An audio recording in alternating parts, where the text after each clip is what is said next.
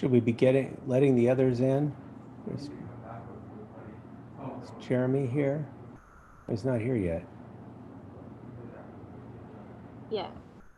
And then we're having, oh, there's Christina and Mary Beth. Lori.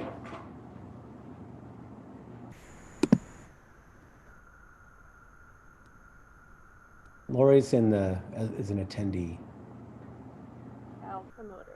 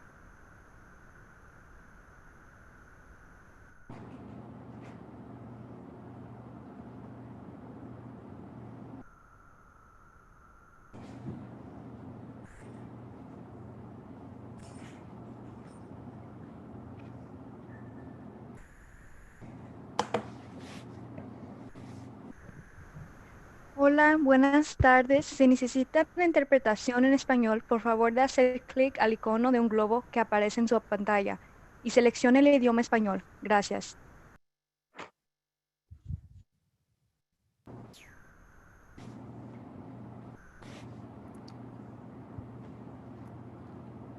Okay, everyone, we're going to just take a few minutes while the room continues to fill up. So we'll start a couple minutes after 6.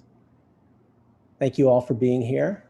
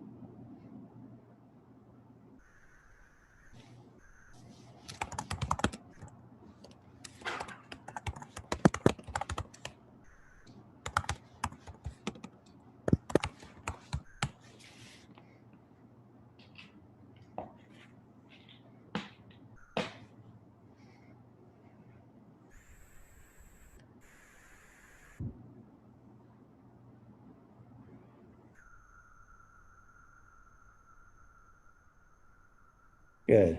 It's good to see that.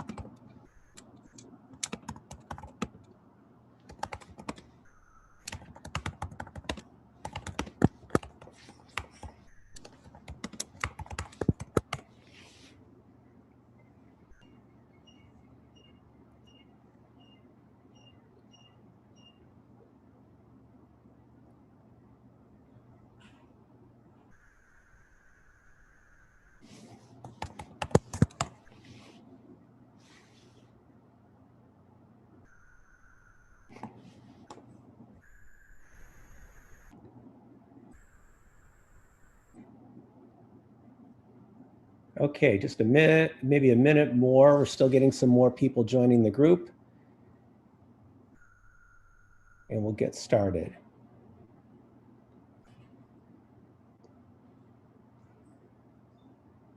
Oh yeah, live on YouTube.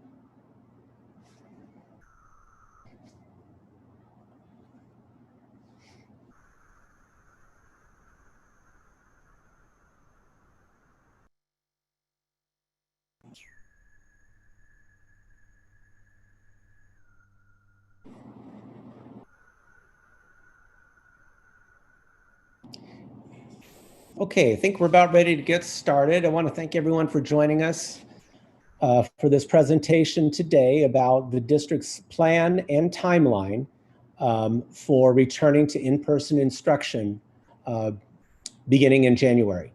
So appreciate everyone's patience and consideration and hard work. Just all the positive qualities that make Sunnyvale School District such a unified community these past several months. We are getting ready to return or put together a plan for in-person instruction beginning in January. And so we wanted to share the details of that with you today, as well as the timeline. So if we can jump to the first slide or the next slide. So what we're going to do, there's going to be a number of presenters today to share with you in some detail concepts basically revolving around these 4 principles that we've been talking about since early summer. And they are safety, flexibility, high quality teaching and learning, and equity. And so I'm going to go through some important points that form an overview of our presentation today and our plan and our timelines for returning. And you will notice that we are really addressing all 4 of these principles. We've really come back to these at every step of the way whenever we can in our planning process to make sure that we're creating plans and timelines that really meet the needs of the Sunnyvale School District community. So I'm going to start with the rationale for returning to in-person instruction. And I'm going to start by saying something that I don't think we can say enough, and that's to recognize the really amazing efforts, innovations, and commitments from our teachers and support staff in providing the best possible teaching and learning environment for our kids under really, really challenging circumstances. Despite these amazing efforts, we know that many students simply have not been able to access learning as they should. This we've known, and then it became really, really clear from our panorama surveys.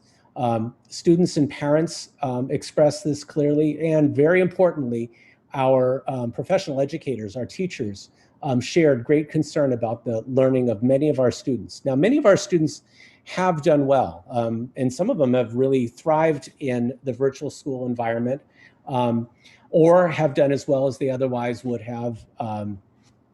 And that's fantastic. But really what's driving these plans and the timeline are great concern for the students who haven't been able to access learning.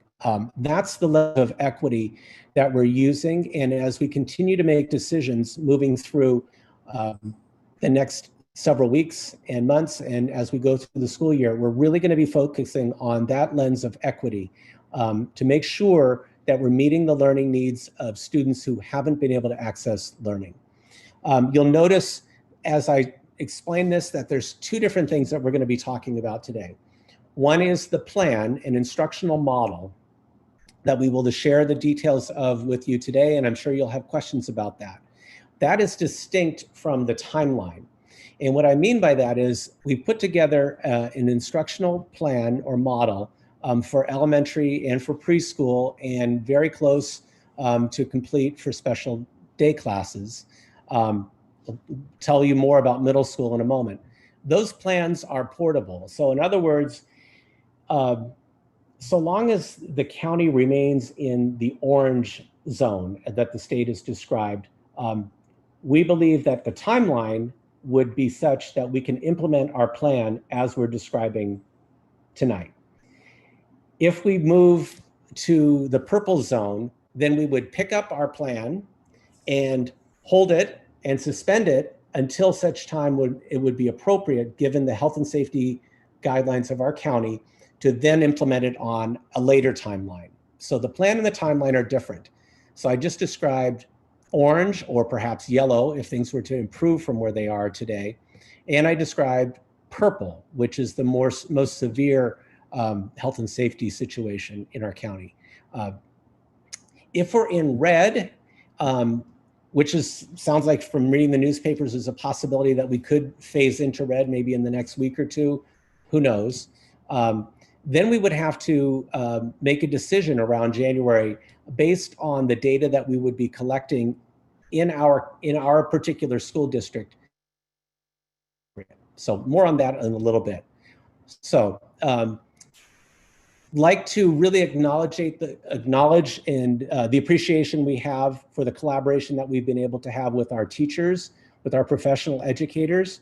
The plan that we've designed here, and we just came out of a meeting with some 300 of our teachers, was designed in conjunction with them, with their collaboration, with a strong focus on principles of quality teaching and learning. And of course, safety in the safest possible environment. Now, the plan that we're going to present to you tonight is not going to be perfect. There's no plan that we'd be able to present that would be perfect. But the plans that we've developed really focus on quality teaching and learning and on equity. And of course, with flexibility with the timeline. There's no perfect plan under this circumstance, but this really, we believe, meets the needs of our students. Our plan, as you will see, maximizes the amount and the frequency of direct instruction provided to students both in person and virtually. So currently, there's a considerable amount, even compared to other school districts, of virtual direct instruction. This plan adds the element of in-person and tries to build on, attempts to build on the strong virtual environment that we've built. And the plan includes having students face-to-face with their teachers every day. Now, not every day virtually, but as much as possible. So anyway, more on that as we get to the plan. I'm going to talk a little bit about timing now. So in our county alone, different districts are approaching this differently. And so, as I'm sure you're aware, there are some districts that have already begun in-person instruction. They were the pioneers. They started first. I'll be honest with you, I'm happy that we didn't start first because we're able to learn from them. There are other districts that are going to present very different models from us. And there are other districts, I'm sure, that will also say, we're not going to do in-person instruction, even at the elementary level this school year. I'm not going to address or criticize the choices or challenges of other district communities. I can just tell you that the decisions we're going to make will be based on the realities and needs of students in Sunnyvale. That's our focus. Of course, we can learn from the other districts as well. And we do collaborate with them to come up with what ideas they have and fit them for the reality for Sunnyvale. Our staffing and class configuration timelines will really be dictated by the data that we'll get back from our staff and community. But we are aiming for reconfigurations to begin on January 4th. So more on that a little bit. Jeremy Nishihara will talk a little bit about the surveys. It's just, I can't emphasize enough how critical it is that we get these surveys back from every family. We're going to need them in order to make our plans, and we need them back from every employee also. And we talked about that in our teacher meeting just a little bit ago, and we'll be talking with our other employees in meetings in the next couple weeks. So we need to have all the data in order to start our planning, and we hope to have classes reconfigured by January 4th.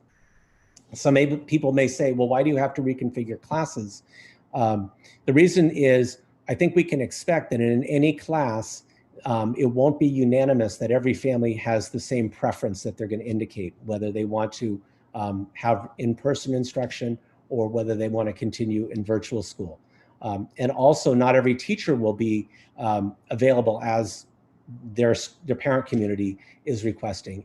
And we want to have at least one in-person class at every grade level at every school. So there's a lot of moving parts that will cause us to need to reconfigure classes. Hopefully we can minimize the number of students who will not be with their same teacher, but we just have to be honest, it's a reality that that's going to happen. Again, more on that as we go through the presentation. Then finally, I want to talk a little bit about middle school. The middle school plans are being developed, and we've referenced in our community communications some of the challenges for middle school. And just to be clear what those are, we know from everything that we're taught by the public health officials that older kids, including middle school kids, seem to spread the virus more like adults do. So there's a higher level of concern with older kids.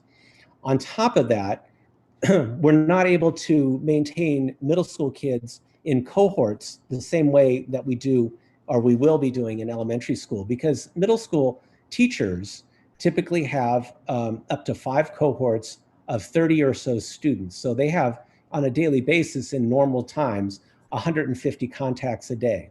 And then there's passing time in middle school.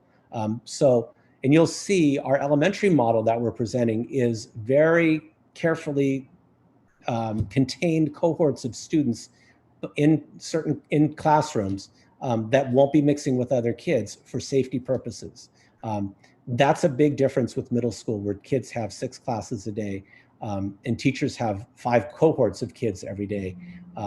We've got to manage all those variables to keep everyone safe and to provide a quality instructional model.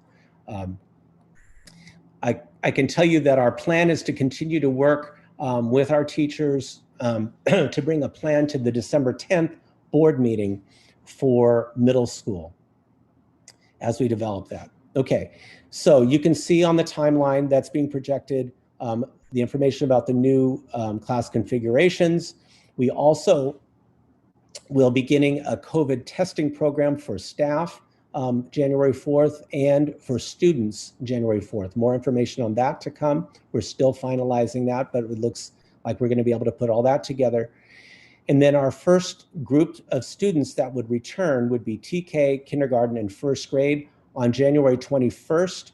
You might ask, like, well, why January 21st? That's kind of an odd day.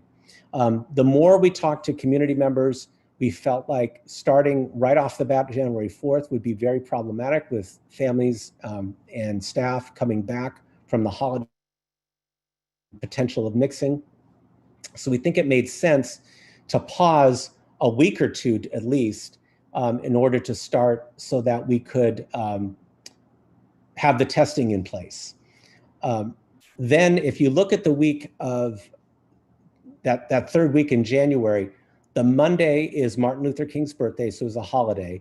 The Tuesday is the Staff Development Day already, which our community, our Reopening Advisory Committee and our teachers have said, let's use that day to really firm up our protocols to make sure we're ready for students to come back. So that's Tuesday, the 19th. Wednesday is going to be, our new Wednesdays in the new plan are going to be very much like the current virtual school, which brings us to Thursday the 21st. So that's why the calendar is proposed for that. Then Monday, February 1st, we want to phase in the return of students. We've learned this from the other districts that have started this year in our county, that it makes sense to do a couple cohorts at a time to make sure that all the safety protocols are being adhered to and to phase things in gradually. And then finally, February 8th would be the day that we'd be able to return 4th and 5th grade and potentially 7th and 8th grade. Now, again, I know that I said this a few times at the beginning. There's the instructional plan and there's the timeline. The instructional plan we're going to describe tonight. I've just described to you the timeline. Depending on the health and safety conditions in our county, we may need to pick up the plan and move it to a later date. And so more discussion on that as we go through the presentation. Okay, so I'm going to pause here, and that's the overview. And now I'm going to have Rob Smiley, our Chief Operations Officer, and Dr. Tasha Dean, our Assistant Superintendent of Student Services, take over and talk about layers of safety. Thank you, Dr. Gallagher. Good evening, families and community. At this time, I'm just going to give you some of the details some of you have actually already received, but we also wanted to reiterate some of those critical pieces as we're considering the next level in our programming. This is a visual that just speaks to the different areas that we're going to be looking to. Our testing, staff have been having options to test on site as well as within the community, and we'll continue to investigate that, and you'll hear more about that later in the presentation. Along with the screening, some of you may have students who actually are already doing this, if they're in special ed, getting an assessment or other aspects within our programs, and we'll talk in more detail about that. And then our protective equipment, physical distancing, disinfecting, and then of course ventilation, which are critical components according to the health department. And so with that, I'll go into a little bit more detail on some of these areas. So keeping us safe, we talked about the protective equipment. Just to give you some updates, this equipment has been provided to each of our school sites and will continue to be replenished as those needs arise and are needed as students and staff are coming onto the campuses. We've started with some of our signage, and we will continue to increase that based upon the number of students and students coming on campus. So that signage will expand to different areas on the campus and as you're approaching the campus as well. We have health and wellness rooms set up, and this is to prepare for any students who are sick, in addition and above our nurse's office, in order to separate severity of illness and based upon relationships to COVID testing and things like that with students. And then staff and safety handbook is being provided. Some of you may have seen the parent handbook, and we've had that visible and available on our website. Staff, as I indicated, are doing daily screening via company nurse currently for our staff that are on campus and coming each day. And then we'll talk a little bit more about student screening as we go through the presentation. Protective equipment currently we have and is being utilized as face masks, face shields, sneeze guards when we have a responsibility that requires us to be closer than 6 feet to students, such as when we're conducting assessments with students. In addition to that, we have gowns and booties that we're utilizing within our preschool program, for example, because we, of course, have students that we may be doing diapering with, and then having no contact thermometers at our offices when, in fact, we need those. Next slide. And with that, I'm going to turn it over to Mr. Jeremy Nishihara. Thank you, Tasha. Good evening. My name is Jeremy Nishihara. I'm the Assistant Superintendent of Human Resources and Information Services for the district. I'm here to talk a little bit about our district's COVID testing plan. So we are proud of our partnership with the El Camino Hospital District. So we've been actually offering staff testing roughly every 2 weeks since the beginning of the year for those staff members reporting to duty to the site. And so we will, our plan is to continue that when we return in person, but we need to step that up a little bit in the sense that we want to bring testing to each of our sites for those employees on a bi-weekly basis. So we are engaging in conversations with a company called Curative to provide a supervised self-administered mouth swab test for our staff members on our site to keep our staff tested and safe. That would allow us, and we've just engaged in conversations with the El Camino Hospital to then reallocate the resources provided to the district to do employee testing, to be able to provide those to the community and have an opportunity for our students to be testing. So we are in conversations with El Camino Hospital. We are very grateful for our partnership. And again, we can't mandate. We will encourage testing for all of our students who are returning on site.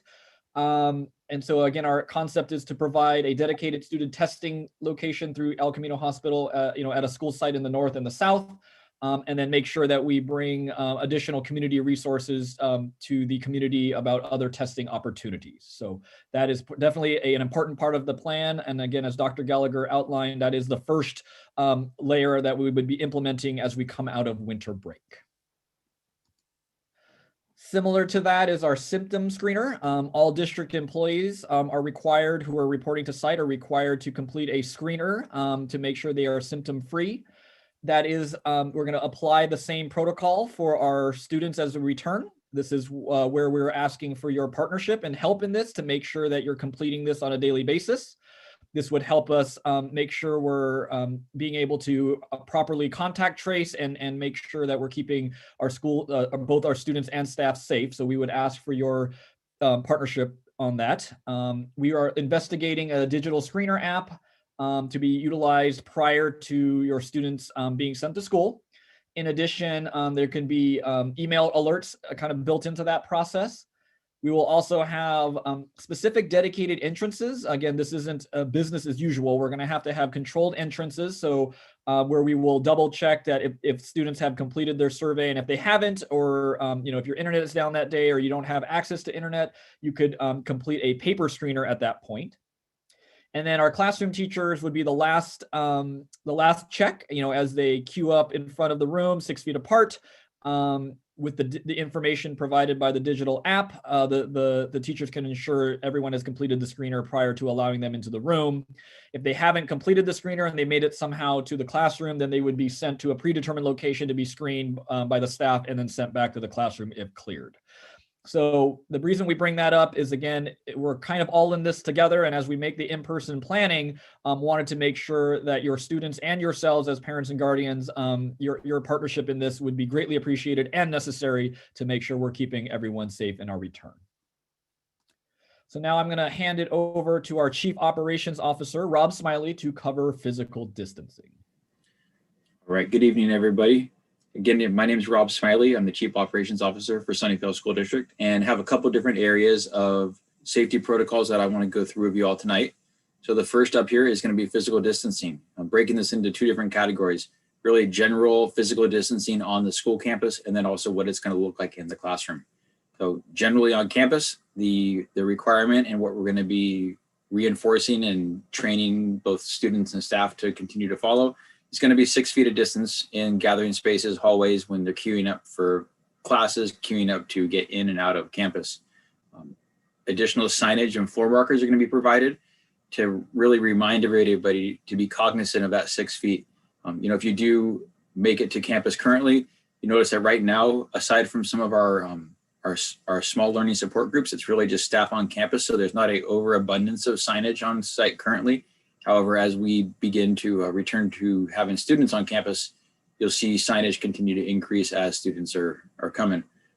Additionally, what we are going to have to look at is multiple entrances to campus, and that's really just to share the load as far as people that are welcoming the students to the campus. And then depending on how that goes, we may or may not have to explore staggered starts. Really, that's just going to be dictated by how many students we're welcoming back to campus at a different time. Then once the kids get into the classroom, what they can expect to see is a teacher desk that is separated 6 feet from the student desks. In typical days, you would have the teacher would be making their way throughout the room, working directly with the students. Now, while they still be working directly with the students, it'll be from the front of the classroom instead of over their shoulder like we've seen in times past, and looking forward to returning to those days. Student desks, they're going to be in a row separated by ideally 6 feet in elementary and 6 feet in middle school. This is really just a traditional row setup where you have 6 feet in each direction between where that student is sitting and the adjacent student. And again, just continue to reinforce the signage and markers and keeping to an absolute minimum or just eliminating the shared use of items. And if there is the need to do that, they'd be ideally disinfected before they're passed to another student. And then student belongings, based on the individual site, will determine ways for them to safely keep those, but also ensure that the children are not commingling items. Next slide, please. So cleaning and disinfecting. There is definitely a distinct difference between cleaning and disinfecting. Disinfecting is that important process that would take place between a AM and PM cohort of students, should that be a what we proceed with. So disinfecting would look like is the district has purchased electrostatic misters and outfitted the custodians at each of our school sites with those. The electrostatic mister is your most efficient way to disinfect surfaces. So it's a backpack style unit. They have the pre-diluted disinfectant in the backpack and it's misted onto the surfaces. It has to sit for about 10 minutes or what they call a dwell time. And they're going to be getting all of the hard surface areas that are high touch, such as sinks, counters, faucets, door handles, student desks, and any other areas in the classroom that might be cleaned before or cleared off before they come in there. Because we're looking at that AM, PM schedule currently, the restrooms would also be disinfected when cohort A leaves and before cohort B arrives. And then over the evening, our previous protocol of cleaning, which did include disinfecting at that time as well, would continue to be in place for the restrooms. Some other things that teachers will be able to be doing to participate in this is if they do clean their work area before the disinfecting mist happens by the custodians, that signals to our custodians, please spray my area as well. And then they've also been equipped with a supplemental disinfecting spray once they pass the IPM or integrated pest management. It's a brief course that you take to ensure that you understand the use of a disinfectant in a school environment. And the district will be continuing to provide teachers with disinfectant spray. And something I just want to let you all know is during this time, we have had an opportunity to really bolster our supplies of both PPE and disinfectant. And based on the schedules that we're looking at, I feel very confident that we do have both PPE and personal protective equipment and disinfectant to take us forward as we move on. Next slide. Ventilation, this is something else that I'm sure you all have been hearing a lot about in the news or in whatever publication you read or listen to. So MERV 13 has emerged as the standard from as far as recommendations go for the filters that are in your forced air system. So if you have a forced air heating, ventilation, and cooling system, MERV 13 is what is being recommended. We do have a few rooms in our district that do not have forced air. A couple of them actually have a radiant heating system. And what you put in place for those is been recommended to have an air scrubber that has a HEPA filter. So the district has gone ahead and purchased a sufficient number of air scrubbers that we can place into those rooms that are designed of sufficient capacity to clean the air in that amount of space. We're beginning to further detail our filter replacement. And that's something that my department, operations, has been beginning to maintain as we go through our filters on a recommended basis by both the manufacturer and observation. So there's two differences there. The manufacturer has a recommendation as far as when they recommend you exchange the filters. However, we do actually spot check conditions to see if the filter is requiring changing in front of that recommended time. And then our air conditioning systems, unlike what you see at your house where you're recirculating air, by and large, most houses just take the air that's in there and they either cool it or heat it. Our systems are also designed to bring in outside air. Previously, that was for reducing the amount of CO2 in a room so that staff, students, everybody has more fresh air to be able to stay more alert and create a more comfortable environment when you have up to 30 some kids and staff in a room. But in this case, ASHRAE, there's an association that's really is the guiding body or creates the guiding principles of how HVAC systems are designed. Has been working with doctors associations to determine what the optimal air exchange is going to be, and that's based on an occupant load in that building. So our systems are able to be controlled. So we've been actually working with Sunnyvale is very fortunate to have an in-house HVAC mechanic. And he's been going through dialing in our systems and getting them all ready for when your students do return. And then beyond that, it's at the pleasure of the staff. If, obviously all the rooms have doors, not all of them have operable windows, but if the staff so desires, they have the option to open the doors. And then in some of the older classrooms, they have the option to open the windows as well. Next slide. And then here's a list here of some of the examples of site-specific protocols. So, we have 10 sites They are all great. However, they are all different. And by that, I mean the physical makeup of the site as far as the number of points of entry, the way buildings are situated. So we'll be working with each site to develop specific protocol as far as ingress and egress, which restrooms need to be open, which maybe are not necessary to have open at that point, how travel is going to happen in the hallways, all the way down to our student transportation system. Several of our schools do participate in the student transportation system. So we have to incorporate that into the ingress and egress, and then of course the staff break room. So from here, I'm going to hand it off to our Assistant Superintendent of Educational Services, Mala Ahuja. Thank you, Rob. Good evening, everyone. My name is Mala Ahuja, Assistant Superintendent of Educational Services, and we're going to be sharing a couple of instructional models plans with you. The first one that I'm going to be addressing is focused on the elementary. And then our Director of Curriculum and Instruction, Christina Ballantyne, will be sharing the middle school update with you. So let's start with the elementary. These are guiding principles that we have established upon which what we're using to make our plans. And as I share a proposed model, I want to preface it by saying that we know there is no perfect model. We can find several flaws in every iteration of what we have considered, and know in our hearts really well, again, that the best instruction takes place when a student and teacher are in the classroom in person all day. That is something we hope we will never take for granted again.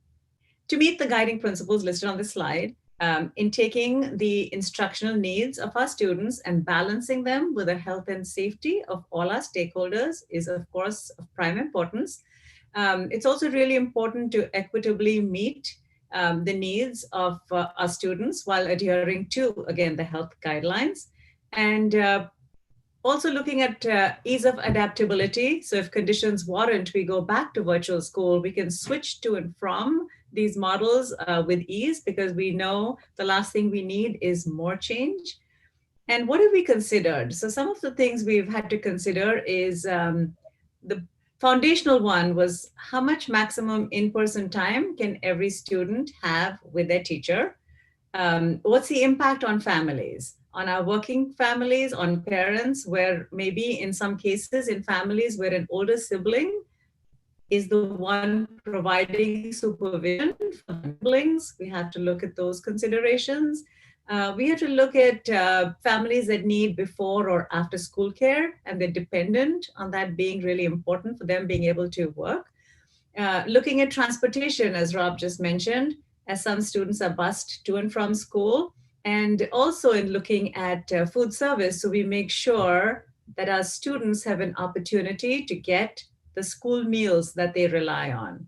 So please take all this into consideration as you hear the details, and know that after you hear about the details of our model, you may have questions that we may not have all the answers to, but they certainly help us as we continue the efforts to provide clarity about next steps. Next slide, please. So I want to reiterate the principles that were addressed at the beginning by Dr. Gallagher. These really are important, and our focus definitely is on the high quality teaching and learning, definitely through the lens of equity. And looking at the safety of all our stakeholders, along with some flexibility, which we definitely are demonstrating in these unprecedented times. Next, please. So when we talk about the lens of equity, I think there's a slide that we also want to look at priority placement that may be necessary based on student needs. And this could include students who have any of what has been identified over here. Because as a district, we continue to be committed to using an equity lens in making our decisions. In the spirit, I wanted to share some considerations that might have an impact. And it could have more of an impact at the middle school level. Mrs. Ballantyne will address later. At the elementary level, it could be a case of how we're dividing the classes into the AM and PM model. I just want to remind everyone that this is really important when we're making these considerations. Next slide, please. I think we, for the elementary schools, we have a hybrid AM or PM model. And the proposed schedule for the next slide.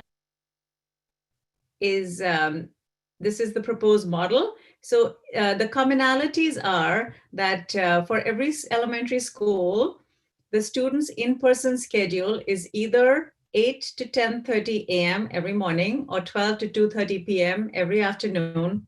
By every, I mean Monday, Tuesday, Thursday, and Friday. So there's a group that would be, half the class would be in person at school with the teacher, and half the class would be at home working on asynchronous work assigned by the teacher. And that would switch for the latter part of the day. So this gives every student an opportunity to be in the classroom with their teacher. Wednesdays are there's no in-person instruction.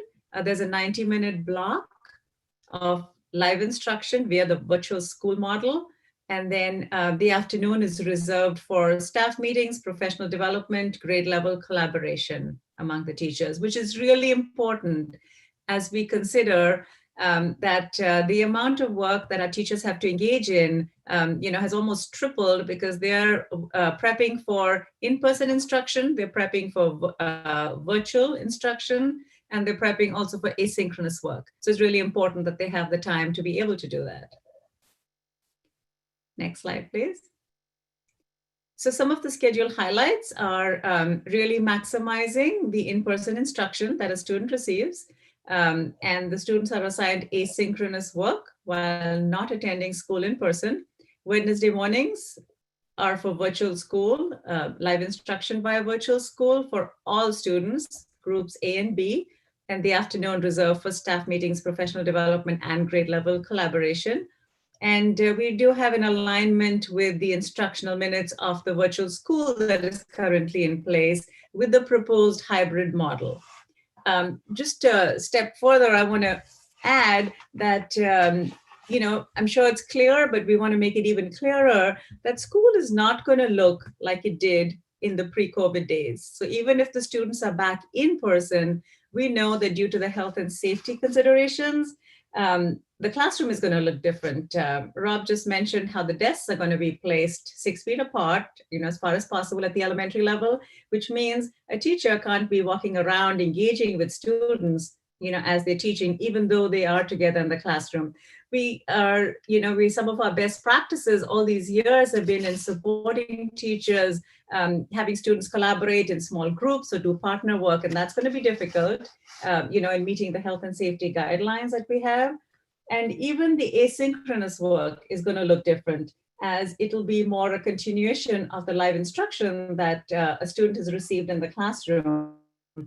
And your child's teacher and school will definitely share more, but I wanted to just draw your attention at a macro level to how it is just going to be a very different model than anything we've been used to. Thank you for your attention. And we're going to now turn it over to Christina Ballantyne, who is going to talk about the middle school possibilities that are being explored. Thank you so much, Mala. Good evening, families and community members. Dr. Gallagher already shared the timeline for our middle school targets.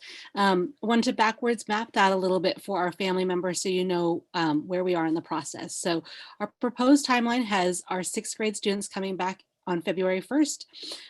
So over the month of January, if we work backwards from right to left, that gives us the month of January to work on our site preparations for in-person instruction. Our proposed timeline for our schedule proposal will be at the December 10th board meeting. And currently, and on an ongoing basis, we've been working with our middle school task force. Representatives from both middle schools are part of that task force, so we can work on a model that best meets our students and our staff needs. Next slide, please.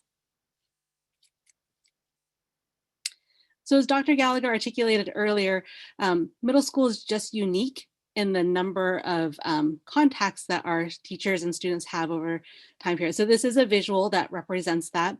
So at middle school, an overview, we have one student, that little blue dot. Over the course of their typical day, they have one schedule, but 6 teachers. Those 6 teachers over the course of the day teach 6 other groups of students.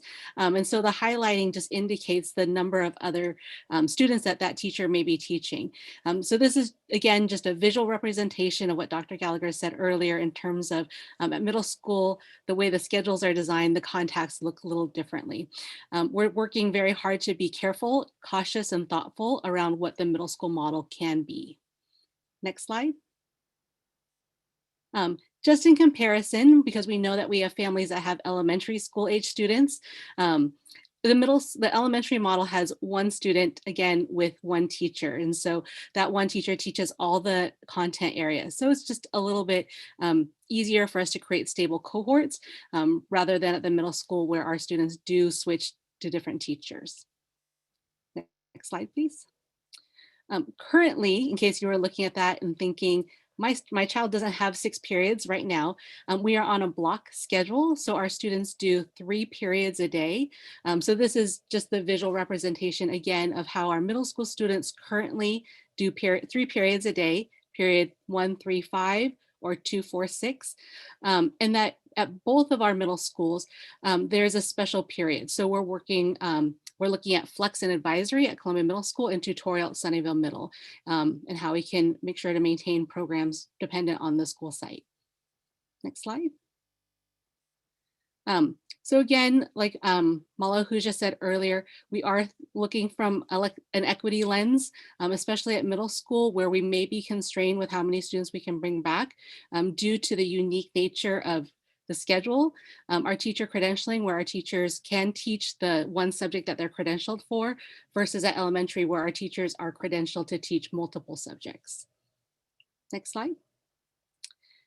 So in summary, in terms of middle school, we are a work in progress, but we're working hard and we're, again, being very thoughtful about where we are. We're thinking very carefully about the safety considerations for middle school. So how can we support social distancing for our middle schoolers? What would that look like for passing periods? We're working to prioritize ELA, our English Language Arts, our designated ELD time in math as dictated by the state. But we're also aware that, again, the middle school schedule has all our content areas outlined for our students. Our plan, again, is to start with our 6th grade students and to have comparable schedules between Columbia and Sunnyvale Middle. So looking at robust instructional minutes, maximizing student learning, and making sure that our teachers have adequate preparation and planning time. All right, with that, I'm going to turn it over to Dr. Tasha Dean, our Assistant Superintendent of Special Education and Student Services. I think I got all that, Tasha. So to build on the information that you've already heard, these are some of the uniqueness that will go with a couple of our programs. So I'll give you an overview of our K-8 SDC models that we're looking at, and I'll describe which programs we're speaking to, and then a little bit about our preschool programs as well. So you'll see in this initial model for K-8 hybrid for SDC is it says phase 1. And so the concept here is that we will be following the model that Ms. Ahuja talked about earlier. And the reason for that is to give students an opportunity to get acclimated to schedules again. We have students in some of our SDCs who may have some more significant needs. And so we want to give them a fair opportunity to get settled. Some other considerations we might have as well is also pending what transportation routes will need to be developed in order to get students to school who actually need transportation. And so this model will allow those students to kind of transition in and be successful. The other students that are here, you'll see K-8. So with regards to middle school, we do have some living skills programs. And so as we talk about the SDC model, we will be supporting those middle school programs in this model. Next slide, please. So we will be positive, and we hope that we will continue through our phase 1, and then our goal will be, with success there and the health conditions in our county continuing, that we would then transition to a full day program for our SDC students. That will allow them to get full instruction on Monday, Tuesdays, Thursdays, and Fridays, as you see here. And then on Wednesdays, still being aligned with their elementary program, so that that will give an opportunity for teachers to do their prep time, but then also to be aligned with the collaboration and the professional development that our teachers need in order to continue to be successful. So with that, next slide. So for preschool, we kind of have two programs. We have our special education SDC model for our preschool. And so with that program, we will be looking most likely to this particular model here, which is very aligned with the AM/PM model that we've talked about for elementary programs.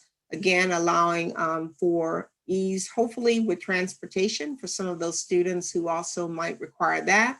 And then allowing sufficient time for teachers to work with the young kids before they then transition home each day.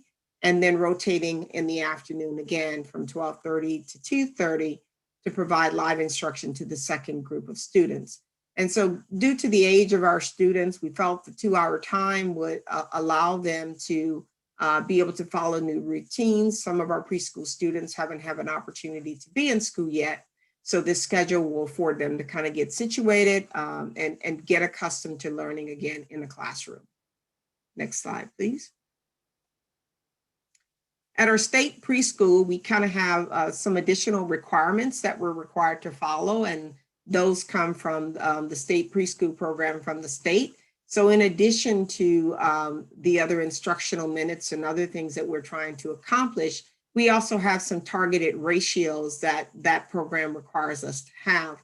So in order to be able to do that, we will transition in phase 1 with our state preschool that it would be coming every other day. And reverting to our typical model, which also included that on Friday, students do not come to school. So that would be consistent and that what they're currently doing in virtual, but then allowing teachers some of the other planning time and some of the other professional development that's required for working with their preschoolers, and then doing the same thing in the afternoon. As the students get more accustomed to coming to school and to routines, next slide, please. We will phase into the next phase 2, which would then have our state preschool students coming in the morning. So going into an AB schedule here, having one group in the morning and then rotating the second group in the afternoon, as they typically do for their programs at this time or before COVID, and maintaining the same Friday schedule during this time. So as we look to these programs, we wanted there to be as much alignment as possible for all of these programs, because also we want to have as much integration where it's appropriate for students and allow as much normalcy as possible for them in their programming. And so with that, I'm going to turn it over to Jeremy, who will give us some additional details.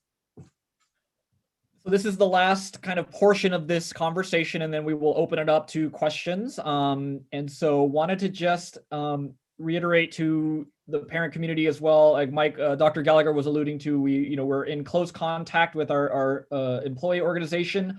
So we're having individual staff forums similar to what we're having with you tonight. Again, we conducted the teachers or certificated staff earlier this evening. We will have a check-in on management staff on Monday, and then our classified staff on Tuesday. I bring this up only because we have the conditions put on us by COVID is impacting all of us, individually, which makes a systematic kind of approach hard to implement, a one-size-fits-all solution.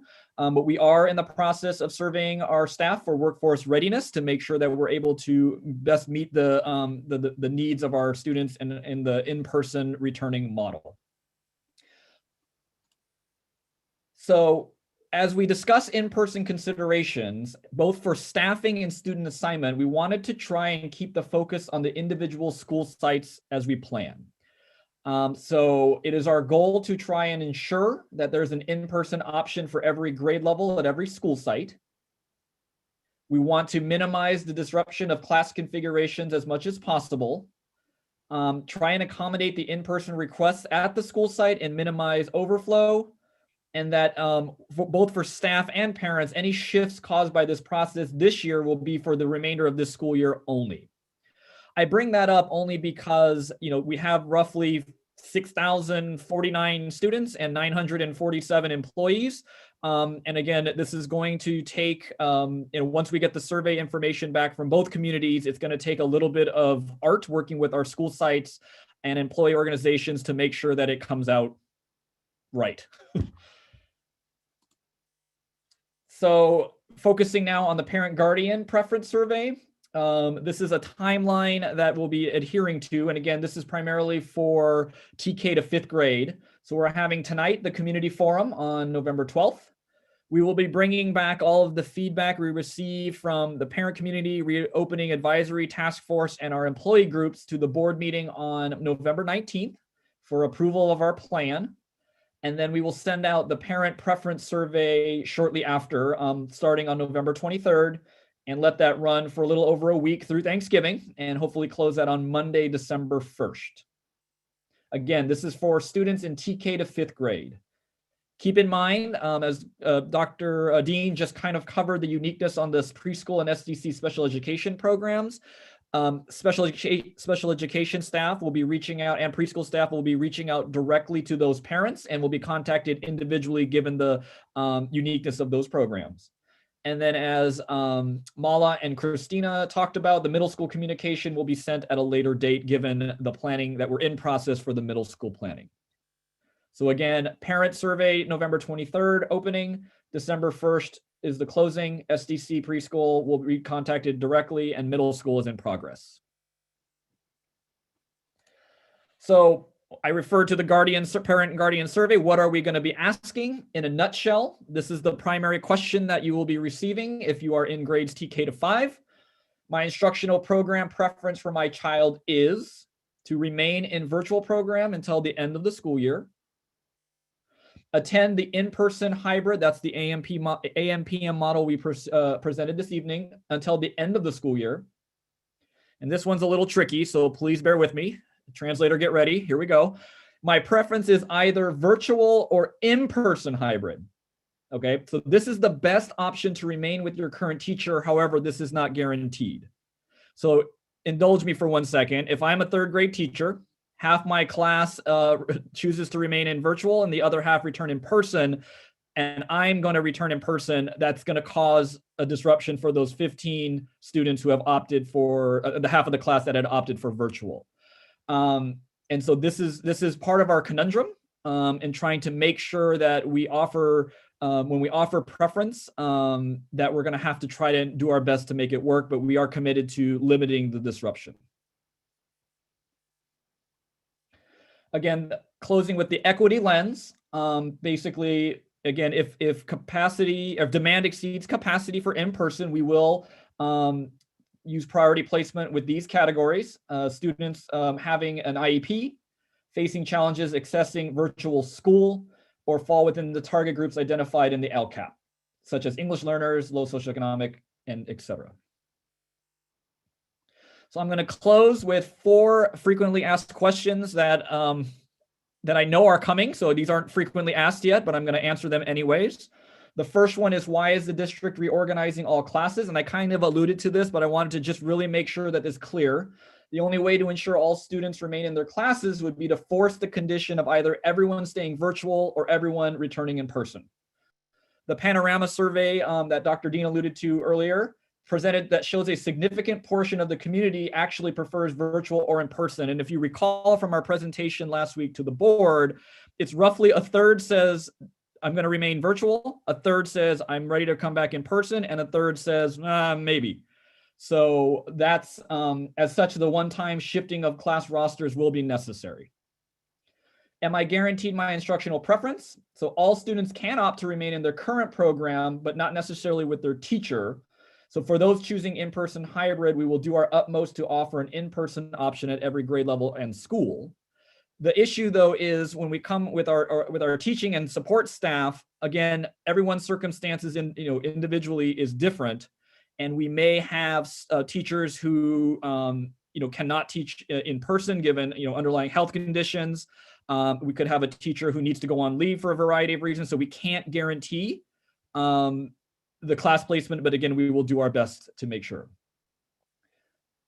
How will the survey be sent out? We will use a combination of an online form followed by email, phone, and text blasts. And then if you recall, dare I say, the madness we had when we were putting out information about our reopening in virtual school in the summer, we did a mailing. Like we are fortunate, and thank goodness the site administration and site school secretaries are back in the office. So we're going to be leveraging their familiarity with the school communities, and they will even start reaching out as soon as the survey goes out to make sure all parents are aware of the survey and we get that data back. Lastly, if we don't hear back from the survey, what is the default instructional program? We are choosing that is to remain in the virtual learning program. Again, hopefully you can appreciate that fact given the differences from where we left in-person instruction in early March of last year. The in-person model is going to be vastly different given the spacing, the protocols, et cetera. So we didn't want to make that decision for parents. So we would just say that if we don't hear from them, they will continue in the current condition of virtual school. So with that, that concludes our presentation. And we're going to, I think, open it up now for questions and comments. Yes, thank you, team, for that presentation. It was very thorough, I think. Went a little long, so we already have a number of people who have their hands raised.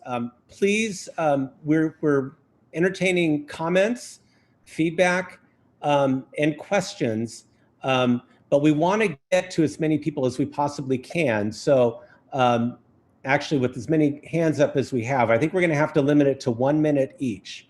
So there'll be a clock that we put up. If you can just keep your comments or your question brief and succinct, and then we will try to do the same with any kind of response. So Aaliyah, you will be the one calling on people.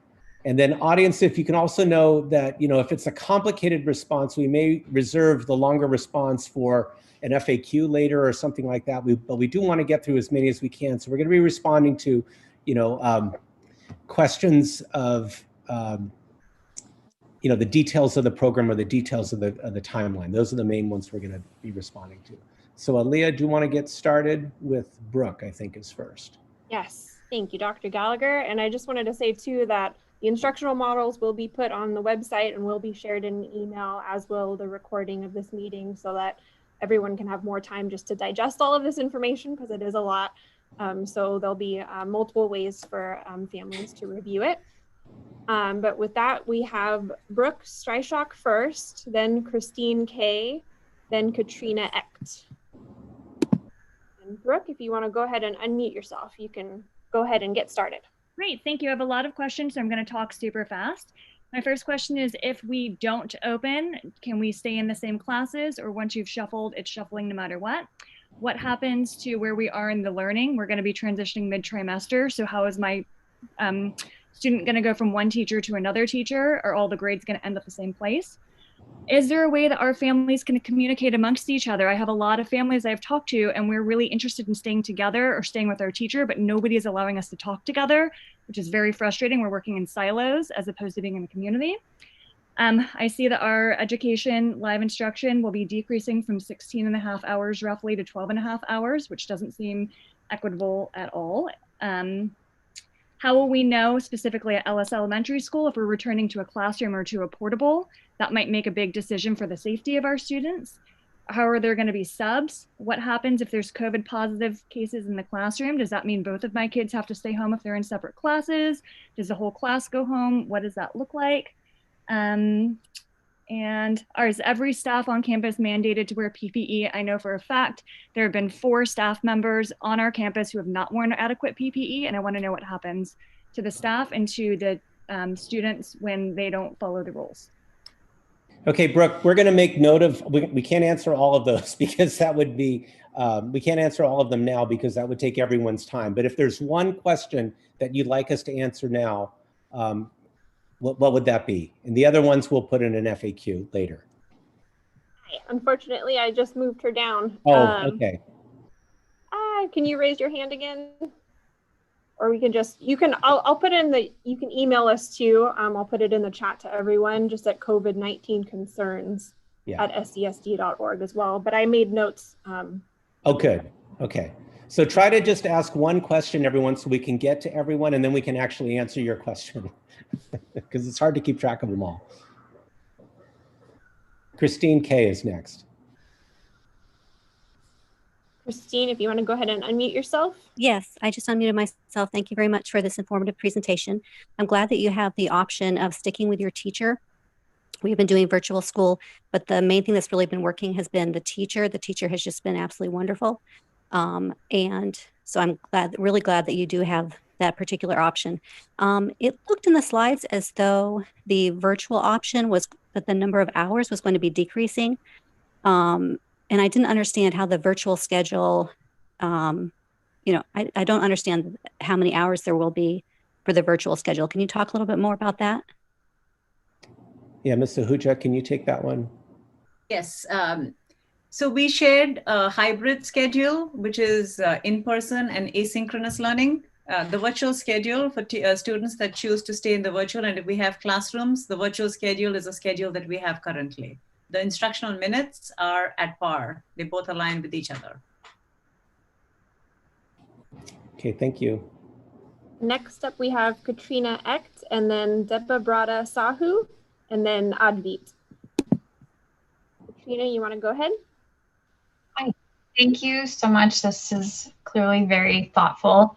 I had a question about why student testing is voluntary, not mandatory. And then could you describe a bit more about how contact tracing works? Thanks.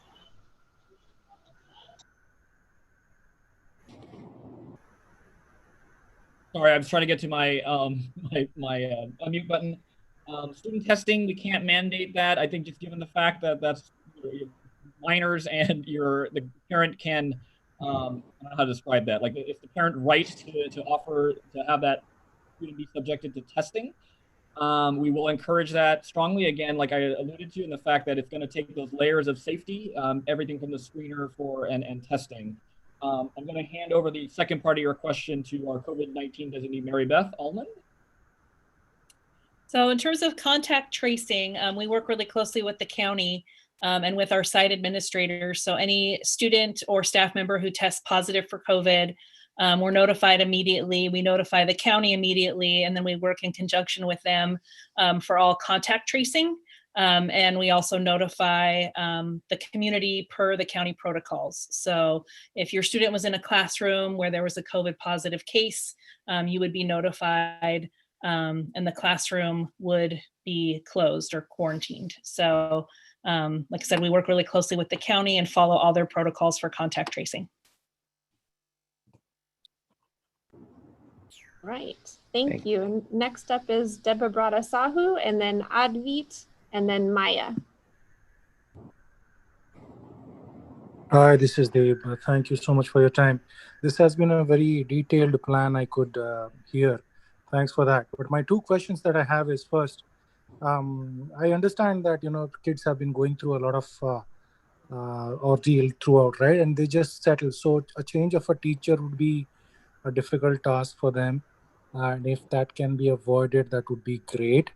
That's first thing. And second thing is, you know, the detailed plan talked about the students and the teachers, the staff. But I work with my wife goes to school also. So the parents who actually drop the kids, so that will be an exposure. So bottom line is, can we just wait for a vaccine to come out and they get all vaccinated and we return and not jump into it? Thank you. Thank you. And I guess I could answer that in just by saying that is one perspective that many people in our community have, but we are a community of many perspectives. And so many people in our community are of the perspective that we should be offering in-person instruction. And our educators are especially concerned about kids who haven't been benefiting from the program that we've been offering. So that's why we're offering in-person instruction. Thank you, Dr. Gallagher. Next up is Advit, then Maya, then Lauren Ledbetter. Hi. So actually, someone already asked a question that I had, which was if students will plan for in-person schooling, will they be how will they be tested? So is it going to be a compulsory? It's just not going to be a compulsory, right? So how so I mean, is it going to be how is it going to be like if we decided to choose to get tested, then they'll just take a mouth swab or something, or how will it be? Thank you. I can't speak to the actual student testing component, but for the El Camino Health Department, I went today to get mine done. It is a self-administered nasal swab, five times each nostril. Next up is Maya, then Lauren Ledbetter.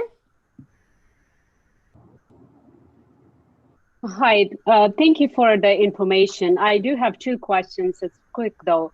What is the plan for incorporating independent study kits back into school, either in phase 1 or phase 2? And the second question I do have is elementary school priority. I didn't see anything about essential workers. So those are my two questions. Dr. Dean, do you want to take the independent study question? Yes, so for independent study, some families who are in independent study should have gotten a letter where we were reaching out to get your interest, because we do have a limit on how many students we can have in independent study. So we want to prioritize the students that are in there so that we know if that's your interest at the end of the year. And for families that want to either consider virtual now or that want to consider the hybrid model, we'll know that. That will let us know how many slots we have available for any potential new students who want to enter into independent study. Thanks, Dr. Dean. And I forgot the second question. Second question was essential workers as a category of priority. I guess that's something we can take a look at, but you know, the model is AM, PM kind of half day, so we'll take a look to see if that could make an impact, but we're definitely open for that feedback, so I've made a note. Next up is Lauren Ledbetter, then Lupe Escareno, and then Christine. Hi, thank you so much. I wanted to start by thanking everyone for doing an excellent job of trying to figure out how to deal with this unprecedented situation. So my question was about the disparity in COVID rates in the city of Sunnyvale. If you go to the Public Health Department's website, they have a map of COVID rates by zip code. And in Sunnyvale, the COVID rates in the 94085 zip code, which is the Lowlanders and Snail neighborhoods, is 5 times the rate of that of the neighborhood south of El Camino. And it's among the highest in the county. So I know you're following Public Health Department guidelines for reopening, but I wanted to know if the district or the Public Health Department is considering this discrepancy. And for my last 10 seconds of comment, I think if you're doing COVID testing, I would recommend on-site testing, particularly at the Title I schools. Yeah, let me address, Lauren, the discrepancy of the positivity rates.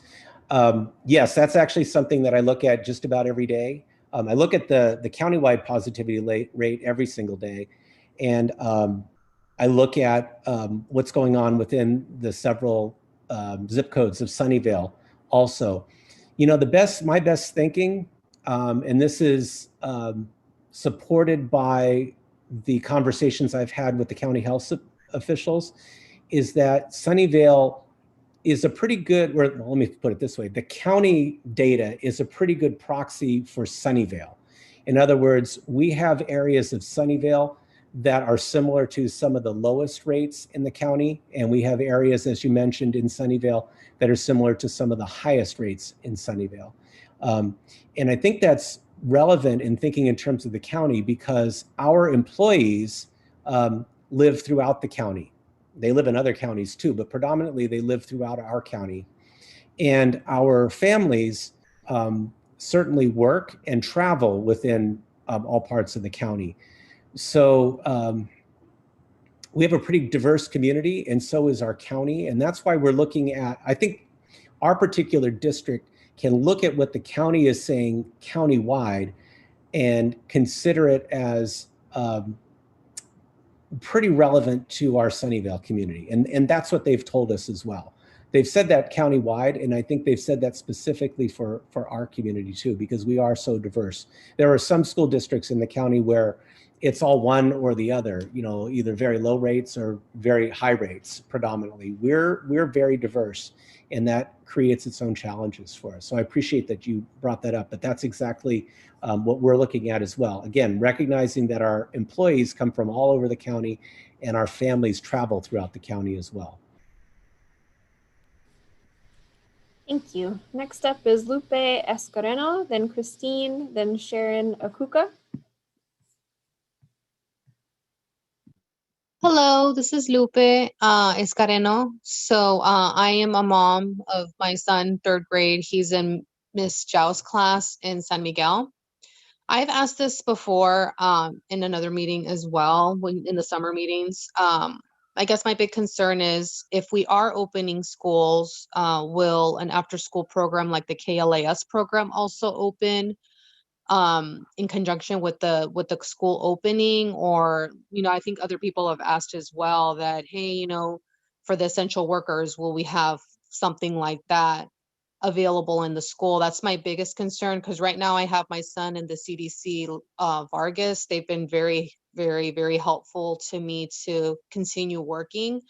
So I want him to have either or, and I want him to stay with Miss Zhao. So I just wanted to know if that was even a consideration to open up the KLAS program if we are opening the school. So I just wanted to ask that. Yes, I can answer that. That is definitely a consideration. We have all our but our KLAS staff are going to be provided the same survey that the rest of the staff are. So based on the staff health conditions and their return to work possibilities, we will definitely look at that. Currently, we do have all our KLAS staff conduct virtual after school teaching, so they're definitely available and on site. Thank you, Mala. Next up is Christine, then Sharon Akuka, then DEO. So my question is, one, thank you again. I think I'm echoing what everyone is saying, which is thank you for putting so much time into helping us figure out how to navigate hard times. My 2 questions are more around if we want to stay with our teacher, but it's not an option because there's too many students, do we have kind of a fallback? And are there any options? And I say this because my child has ADHD and does resource room and has a lot of economic, like just challenges. Is there a way, if we pick one path, is there a way to change that, or are we set when we pick come November? I'll take the first part of that. So what was it? So to change after the fact, I think there will be a small opportunity to do that just to see how everything kind of shakes out, but I don't want to commit to that on a global scale. But I think once we have the numbers back and the classes that are being brought back, and again, I want to make it pretty clear about we're going to do everything we can to have students remain with their teachers. But just remember, again, the teacher might be, in order to meet our goal of having an in-person option at every site, it could be teachers are being reassigned potentially to another grade level at the same school site, or maybe the same grade level at another site in order to meet that, just not knowing what the underlying health conditions for all of our employees are. So that's kind of a long-winded answer for that. And so I think we would try to, your fallback option would be the fact that we're trying to keep all students, be it virtual or in person at their neighborhood school as a starting point. That is the fallback if your teacher is unavailable, your current teacher is unavailable or is transferred to another assignment or has to go on leave. So.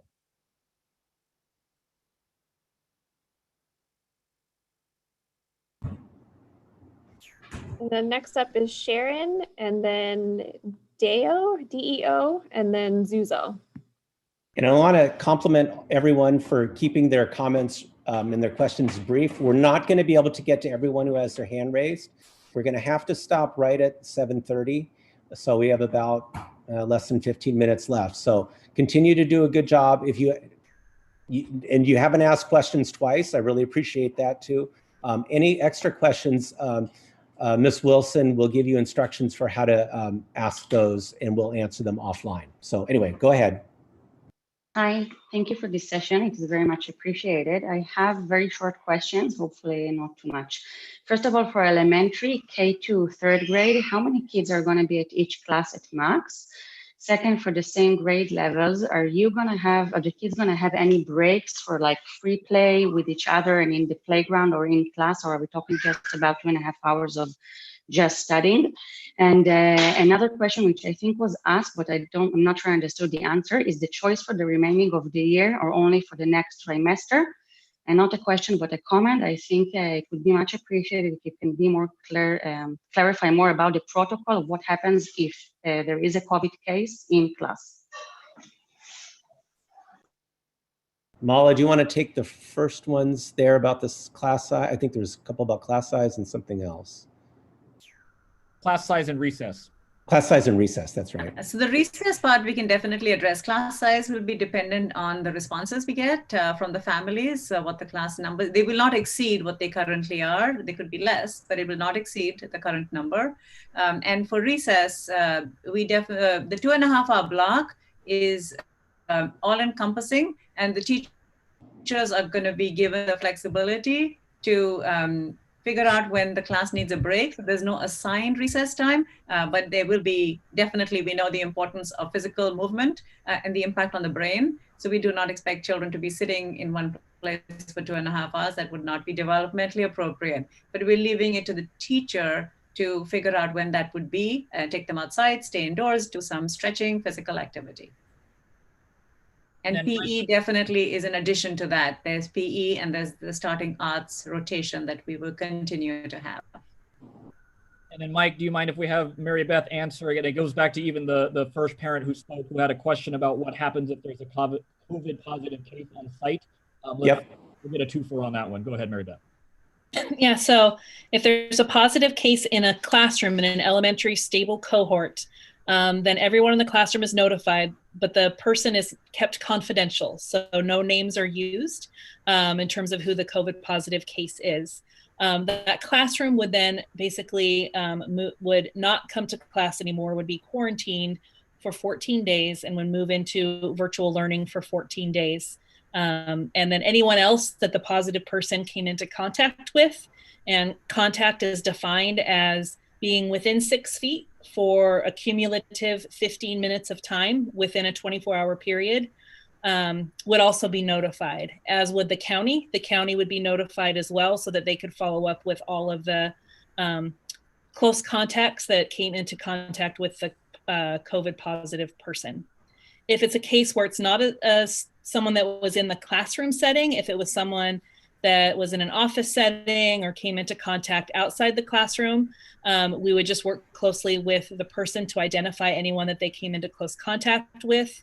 And then those people would need to quarantine along with the COVID positive person would need to follow that protocol as well. But in that case, since it wasn't in the classroom may not need to be closed down.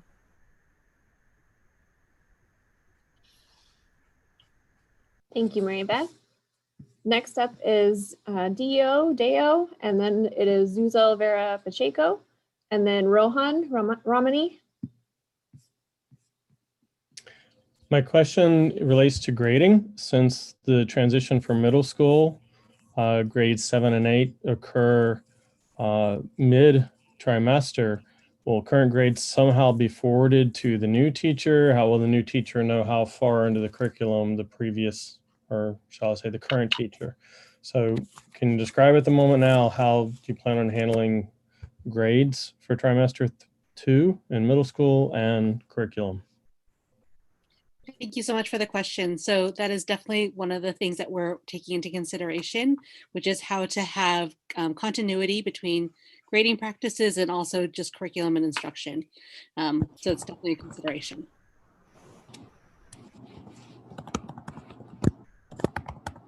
Thank you, Christina. And then next up is Zuzo and then Rohan. Hi, I wanted to ask you if a kid catches a cold, we don't know yet if it's COVID, they might have runny nose, what you could talk to different symptoms if it matters. What happens in the meantime, what we don't know if it's COVID, what do they stay at home, what kind of learning will they have what the rest of the classes continue on progress in the curriculum and they're not? It's very common this year that kids spend more sick time at home because we don't know what it is. So I wanted to know what plans are for like that period of uncertainty.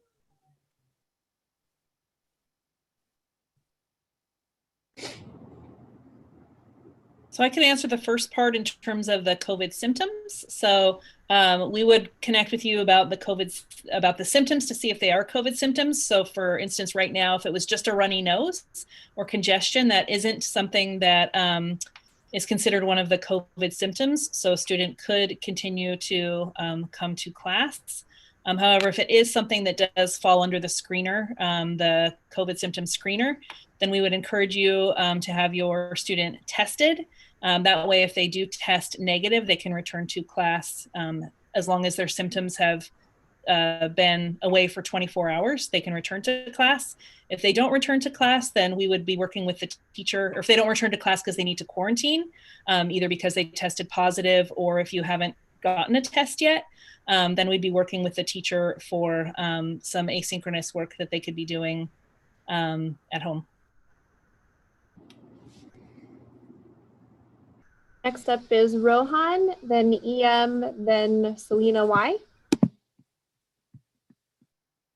Hi, my question is, do we get to choose whether we go for the AM instruction cohort or the PM instruction cohort? And the second question is, in case if there is somebody's tested positive when, for the class and the whole class has to quarantine. So the testing that the family and the child has to do, will that go through the Sunnyvale School District or the family is responsible for it? Thank you. I'll take the first question. We'll put on the survey that you can identify your preference. And again, this is something I know principals are very familiar in balancing classes, so they will work with you on that. And then as far as the COVID testing, I'll take a stab at this. Again, if it's through your primary care doctor or even a testing of the student, the result goes back to the parent. Again, those are your medical records, and so it would be up to you in order to help us and by communicating the results of those tests back to the district.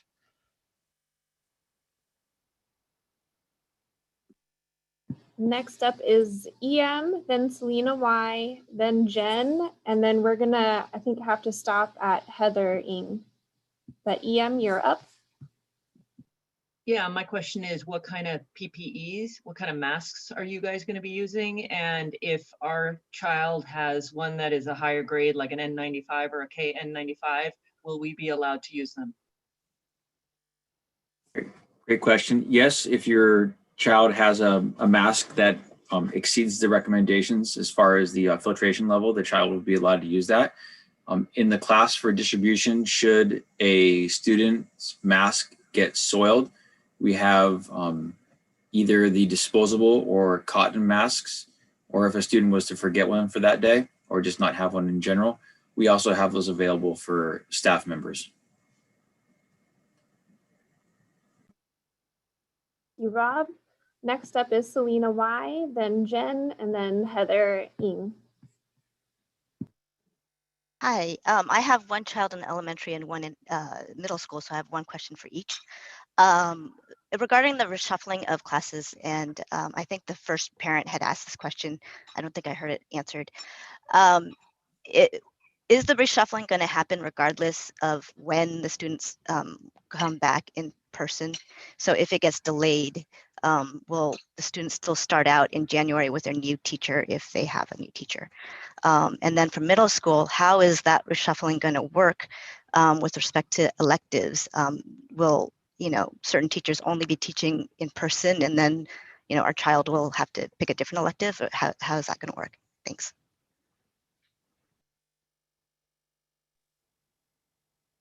I'll answer the middle school one first. So thanks for asking about electives. This is one of the big, again, not to not answer the question, but these are the considerations we're taking into account right now in creating the middle school schedule. Like, what would electives look like? Because some of our elective classes right now have mixed grade levels, 6th, 7th, and 8th. So that's why it's complicated and why we're being thoughtful and considerate. So we're working on the answer, but thank you for bringing it up. And also our time, I didn't answer this last time, but in terms of the timeline of transition in the trimester, that's our proposed timeline for middle school. But as Dr. Gallagher said, that might move depending on conditions. And then the reshuffling question, I think that's yet to be determined. We just had that on the timeline, and I don't know if you remember, it said proposed kind of next to it. We're gonna use some data, as the staff survey and the parent survey information comes back. But I think that's the point that the first parent brought up, and Selena, that you brought up as well, is definitely something on our mind. And so I think we're gonna do some more ruminating on that, and then we can, we'll present the actual information to the board on the 19th. Mike, I don't know if that was kind of what you were thinking as well. Yeah, and actually, I think maybe underlying that question, or at least if I had asked the question, underlying it for me would be, well, if we reshuffle the classes, what if there isn't a time during the whole school year where we ever get to in-person instruction? I don't know if that's implied in your question or not, but I've had that thought. And when I have that thought, my answer to myself is I'm pretty confident we'll get back, even if things get worse in the winter months, as many people say they will, by the end of the school year, by say March, maybe April at the worst, I'm pretty confident that things will get back to a point where they were at least like a couple of weeks ago, where we're firmly in the orange and going in the right direction. So I feel pretty confident about that. And so reshuffling the classes in the January timeframe gives us the flexibility to be able to implement our program more quickly so that kids can have some in-person instruction sometime during the school year, hopefully beginning in January. But worst case, I think the worst case would be sometime later in the spring. So. Next up is Jen and then Heather. And then I think we're gonna have to end with Heather just because we're reached our time, but I apologize for everyone else. But if you could please send your questions, comments to COVID-19 concerns@scSD.org. We'll be reviewing them and we'll be reflecting them in our frequently asked questions section, which we'll put on our website. With that, Jen, please go ahead. Hi, can when you post the hybrid model weekly, when you send it out, can you provide clarity around it says group A ends at 10:30 a.m. and then group B asynchronous work. So it's just not clear to me whether they go to, if we do opt for in-person, they go to school from 8 a.m. and then they go home at 10:30 because it says group B. So it's just a little bit confusing. I'm sure you have, but if we could provide more clarity when you send that out. Thank you. We definitely can, and you are correct. The group A would be done at 10:30 and they would go home. Hey, Heather. Hello, thank you for all the information tonight. I'm also going to reiterate what a bunch of parents have said tonight already, but I think it's really important that you try to keep classes together at the elementary level. My daughter is in 2nd grade and she has an amazing teacher, and the class is really bonded this year. They know what the teacher expects. And I just think that it's really important to try to keep the classes together if you can. And just also I guess the question is, will it be clear on the survey that's sent home when we make our choices that if we chose that third option, that means we would have a higher chance of staying with the teacher? Yes. Third question is going to have a large parenthesis after it, really articulating that fact, but also that it's not guaranteed. Because again, in my head, we have to make sure that we're balancing classes and equitably making sure there's the in-person option for every grade level at every site is our goal. So yes, that's going to be the tightest balancing act. But if you do indicate that third choice, that is the best one we have to make sure we are able to match. I am remiss. I should have introduced Mary Beth Ullman. Actually, I called her our COVID-19 designee, which is true, but she's also our fantastic Director of Human Resources, in case everyone was wondering what she's sitting there for. So FYI. Okay, thank you everyone for your participation. I know there are a lot of questions remaining. I strongly encourage you to send them to COVID-19 concerns@sesd.org. That is in the chat. Ms. Wilson has put that in the chat. Your questions are really, really helpful to us, the ones we received and the ones that you're going to send in as we continue to communicate with the community and refine our plans and our timelines as well. So I really, really appreciate that. And again, don't hesitate to send those questions in because they just help us and they help everyone. I want to thank my team for putting together this presentation. They did the same thing with staff or with teachers earlier today. They're going to do the same thing with our classified staff next week and with our management staff. They've been working long, long hours to make these strong plans for your kids to the benefit of all of us. So thank you very much.